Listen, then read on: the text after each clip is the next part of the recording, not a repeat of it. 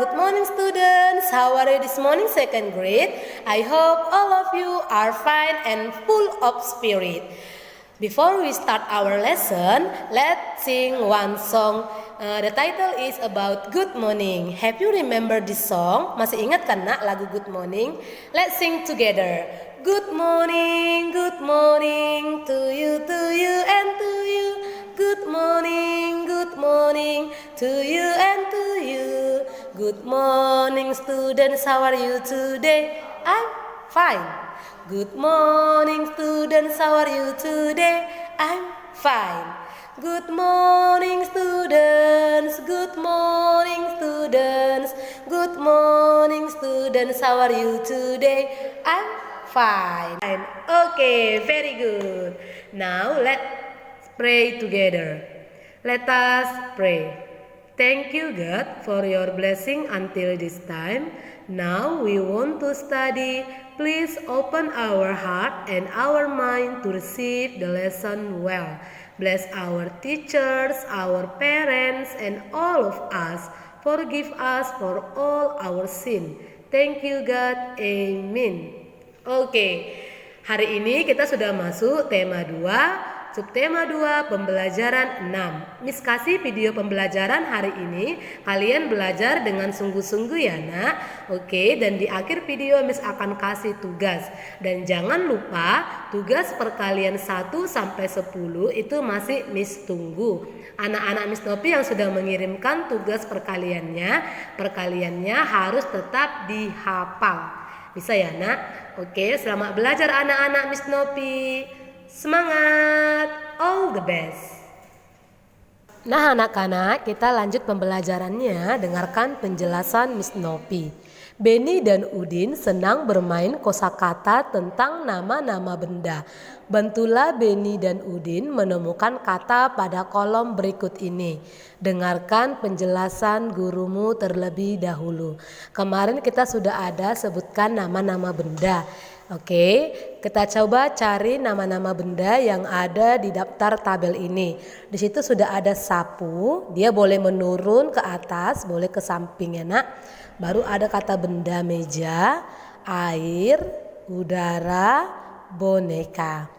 Nah itulah dia. Sekarang coba kita tuliskan kata-kata yang telah kita temukan pada kolom berikut ini. Kata-kata yang tadi ya nak, kata benda yang tadi. Kata benda yang pertama adalah sapu. Apakah wujud benda sapu? Sudah pasti padat. Kegunaan sapu itu apa? Kegunaan sapu ialah untuk menyapu. Pintar. Kata lanjut untuk benda yang kedua, meja. Bagaimana wujud meja? Pasti padat. Apa kegunaan meja anak-anak? Kegunaan meja adalah untuk meletakkan benda. Itu karena lanjut nomor 3, kata bendanya air. Wujud air adalah cair. Apakah kegunaan air untuk kita nak? Sudah pasti itu untuk minum, mandi, mencuci, dan yang lain-lain. Kata benda yang nomor 4, udara. Wujud benda udara adalah benda gas, ya karena kegunaannya yaitu untuk bernafas, untuk mengisi ban kendaraan, dan yang lain-lain. Bisa juga untuk mengisi balon ya nak. Nomor 5, boneka. Wujud boneka adalah padat. Kegunaan boneka ialah untuk bermain, tapi untuk anak perempuan ya nak, bukan laki-laki. Sekarang coba kita baca percakapan berikut. Dengarkan Miss bacakan ya anak-anak. Ini percakapan Beni dan ibunya. Bu, apa manfaat aturan bagi kita? Banyak sekali manfaatnya. Coba Beni bayangkan jika dalam permainan tidak ada aturan, apa yang terjadi?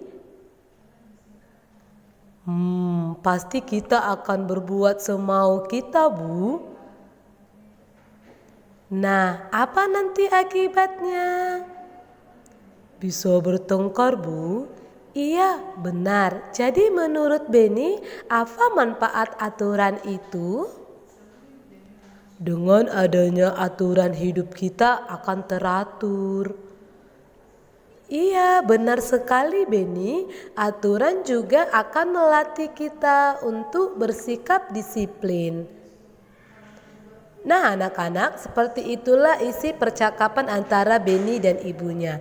Sekarang kita jawab, apa isi teks percakapan di atas? Jawabannya adalah isi teks percakapan di atas tentang manfaat aturan.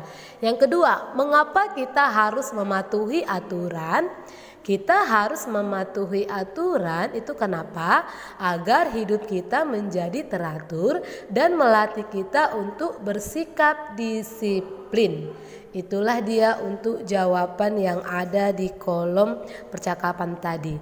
Sekarang coba kita menuliskan pendapat tentang gambar yang ada di sini.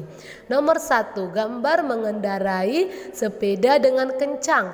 Pendapatnya bisa kita katakan perbuatan tersebut tidak baik karena dapat membahayakan diri sendiri dan orang lain. Untuk gambar kedua, itu gambar apa nak? Seorang anak yang membuang sampah sembarangan. Pendapat kita bisa katakan sikap tersebut tidak baik karena dapat membuat lingkungan menjadi kotor. Itulah gambar yang kedua. Kita lanjut untuk gambar yang ketiga. Perhatikan ya nak. Seorang anak yang membantu ibu memasak. Pendapat kita bisa katakan sikap tersebut baik karena dapat membuat ibu senang dan pekerjaan akan cepat selesai dan terasa ringan. Oke, untuk gambar yang keempat ini gambar seorang anak yang merapikan tempat tidur.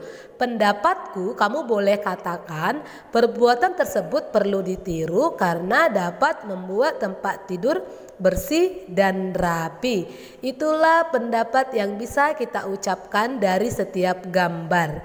Sekarang kita jawab. Dari keempat gambar tersebut, manakah sikap yang mematuhi aturan anak-anak?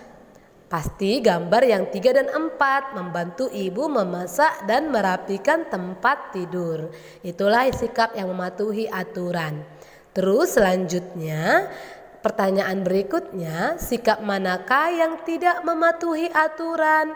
Sikap mana tadi nak yang tidak mematuhi aturan? Sudah pasti gambar 1 dan gambar kedua, yaitu mengendarai sepeda dengan kencang dan membuang sampah sembarangan. Oke, kita lanjut pembelajaran berikutnya. Tuliskan pendapatmu pada kolom berikut ini. Apakah manfaat kita mematuhi aturan nak? Coba diingat-ingat, manfaat kita mematuhi aturan itu supaya apa? Supaya hidup kita menjadi teratur, ya kan? Terus kita juga aturan juga bisa melatih kita untuk bersikap disiplin. Dan yang ketiga, tidak menimbulkan kekacauan dan mempunyai teman yang banyak. Inilah manfaat mematuhi aturan. Dan yang berikutnya, akibat tidak mematuhi aturan, hidup menjadi tidak nyaman, dapat menimbulkan bahaya, mengakibatkan pertengkaran atau permusuhan. Oke, dan yang terakhir ialah akan dinilai kurang baik oleh teman dan lingkungan di sekitar. Itulah dia manfaat mematuhi aturan dan tidak mematuhi aturan. Sekarang kita menentukan perkalian dengan hasil tertentu. Sebuah bilangan dapat merupakan hasil kali dari bilangan-bilangan yang berbeda. Seperti yang kemarin kita sudah pernah jelaskan karena perkalian itu adalah penjumlahan berulang. Coba kita tentukan perkalian dengan hasil 24. Agar mempermudah kita, mari kita lihat tabel perkalian berikut. Berapa dikali berapa yang hasilnya 24 dari tabel ini anak-anak? Coba dilihat. Iya, 3 dikali 8 sama dengan 24. 6 dikali 4 24. 4 dikali 6 24. 8 dikali 3 24. 2 dikali 12 24. 12 dikali 2 24. 1 dikali 24 24. 24 dikali 1 hasilnya 24. Gampang kan nak melihat tabel perkalian. Selanjutnya kita cari hasil perkalian yang hasilnya 40 dari tabel perkalian. 4 dikali 10, 40. 10 dikali 4, 40. 8 dikali 5 juga 40. 5 dikali 8, 40. 1 dikali 40, 40. 40 dikali 1 hasilnya juga 40. Demikianlah dalam melihat tabel perkalian. Sekarang coba kita selesaikan soal cerita berikut ini. Nomor 1. Edo mempunyai 8 kantong kelereng. Setiap kantong berisi 10 kelereng. Berapa banyakkah kelereng yang dimiliki Edo? Sekarang coba kita kalikan. Banyak kantong yang dimiliki Edo ada berapa anak-anak? Ada 8. Katanya setiap kantong itu berisi 10 kelereng. Dan yang ditanya adalah banyak kelereng yang dimiliki Edo seluruhnya. Maka bentuk perkaliannya adalah 8 dikali 10. Berapa nak? 8 dikali 10 jawabannya 80. Nah, jangan lupa dibuat jadinya, kesimpulannya. Jadi banyak kelereng yang dimiliki Edo adalah 80 kelereng. Kita lanjut nomor 2. Udin memetik jambu lalu dimasukkan ke dalam 6 keranjang. Setiap keranjang berisi 8 jambu. Berapa banyak jambu yang dipetik Udin? Maka kita buat jawabannya. Kita keluarkan dulu soalnya. Yang pertama itu banyak keranjang, katanya ada 6. Setiap keranjang itu katanya berisi 8 jambu. Yang ditanya banyak jambu yang dipetik Udin adalah berapa? Berarti 6 dikali 8. 6 dikali 8 sama dengan 48. Jangan lupa tuliskan jadinya. Jadi banyak jambu yang dipetik Udin adalah 48 jambu. Demikianlah cara menjawab soal perkalian dalam bentuk soal cerita ya anak-anak. Dan sekarang Miss sudah kasih soal, kalian kerjakan soal-soal berikut ini dengan benar. Soal nomor 1 sampai 3 dikerjakan di buku catatan tema, 4 dan 5 dikerjakan di buku catatan matematika. Kerjakan dengan baik dan benar ya anak-anak. Nomor 4 itu langsung dijawab saja. Nomor 5 dikerjakan seperti soal cerita yang tadi Miss ajarkan ya nak. Jangan lupa tulis jadinya. Oke, selamat belajar anak-anak Miss Nopi. Tetap semangat.